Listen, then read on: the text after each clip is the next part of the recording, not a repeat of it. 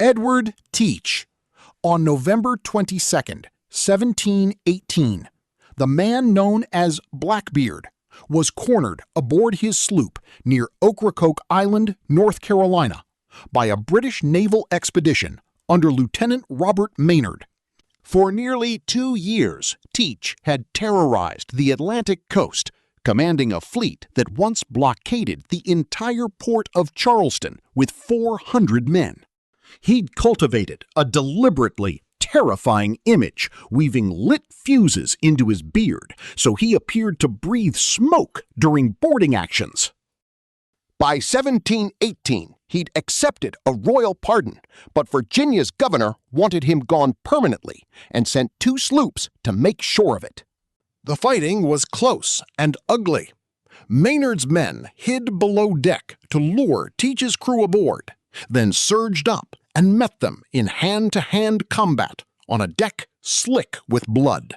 Teach and Maynard fought directly, pistol to pistol, then sword to sword. Teach took 5 musket shots and over 20 sword wounds before he finally collapsed. Maynard's men then severed his head and hung it from the bowsprit as a trophy for the sail back to Virginia, while his decapitated body was reportedly thrown overboard and, according to sailors' lore, swam several times around the ship before sinking.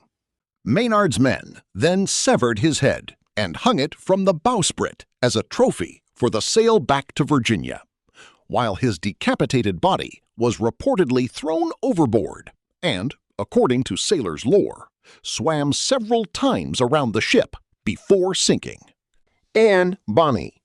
In October 1720, on a sloop anchored off Negril Point, Jamaica, the 18-year-old Irish-born pirate found herself surrounded by an armed sloop sent by the governor of Jamaica. Bonny had run away from a wealthy Carolina household to join the pirate Calico Jack Rackham, fighting in male disguise alongside fellow female pirate Mary Read. The 2 women had built reputations as the fiercest fighters on the crew, often more aggressive in combat than the men. When the governor's sloop attacked, most of Rackham's crew were drunk below deck and refused to fight. Bonny and Read stood on deck and held off the boarding party virtually alone, swords drawn, cursing the men hiding below for their cowardice. At trial, Bonny was sentenced to hang, but the sentence was stayed because she was pregnant. Before his execution, Bonny is said to have told him that if he'd fought like a man, he wouldn't have to die like a dog. After that, Anne Bonny vanishes from the historical record entirely. No death date, no grave, nothing. Stede Bonnet. On December 10, 1718, the 29-year-old Gentleman Pirate stood on the gallows at White Point, Charleston, South Carolina. Bonnet was a wealthy plantation owner who, by most accounts, simply got bored of his marriage and bought a sailing vessel, the Revenge, outfitting it with 10 cannons to become a pirate purely for the adventure of it.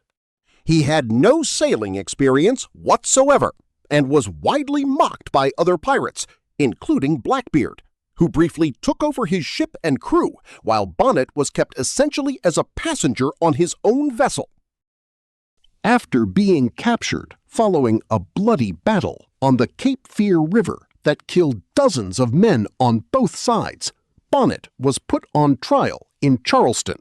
He wrote a desperate, groveling letter to the governor, begging for mercy, even offering to cut off his own arms and legs if it would spare his life. He was hanged with 29 of his crew, his body left to hang on display at White Point for days as the tide rose and fell around it. A man who could have lived out his days managing a sugar plantation instead ended up rotting on a stake because he wanted a midlife crisis with cannons. Henry Every. Sometime after 1696, somewhere in the world, one of the most successful pirates in history simply disappeared. and nobody knows what happened to him. Every pulled off what was likely the richest pirate heist ever recorded, the capture of the Ganges-e-Savoy, a massive Mughal treasure ship off the coast of India.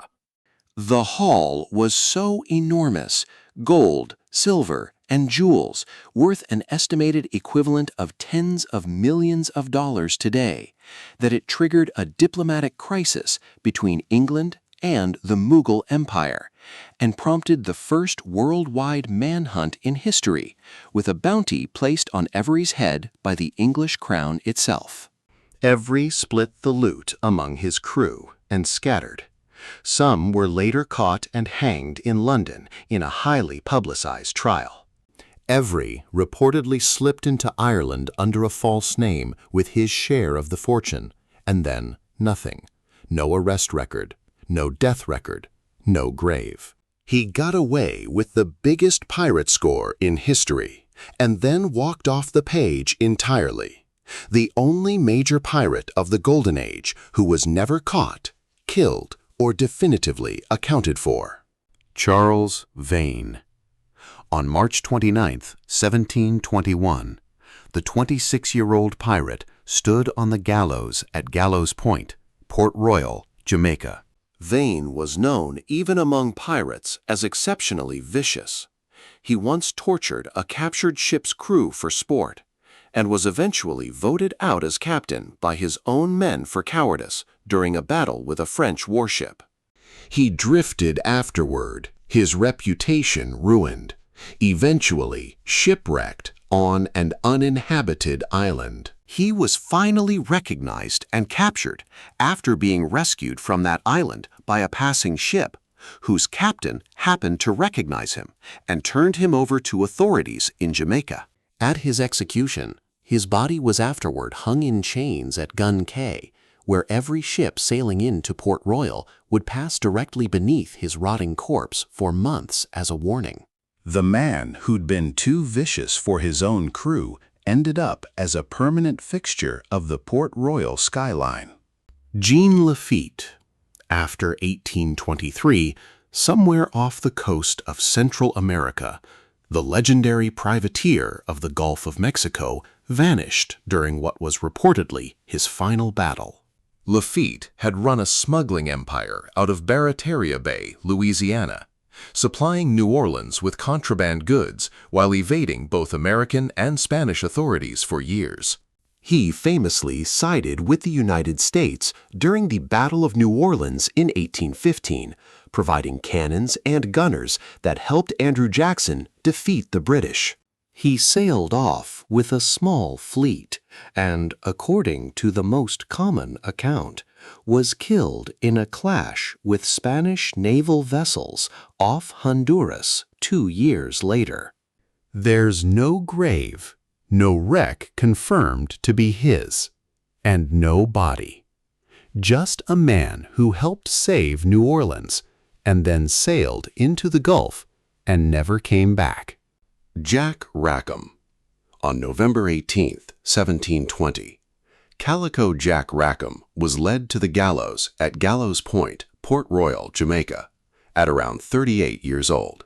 He was famous for wearing brightly colored calico clothing, which gave him his nickname, and for designing his own version of the Jolly Roger flag, featuring a skull above crossed swords.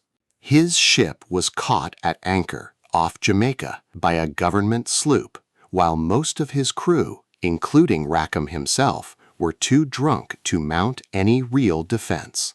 Only Anne Bonny and Mary Read fought back. Rackham was captured without much of a fight, tried, and hanged within weeks. His body was then placed in an iron cage and hung from a small quay near Port Royal that still bears the name Rackham's Cay today. A pirate remembered today, mostly for his flag and his outfit, hanged in a cage on an island that still carries his name 3 centuries later.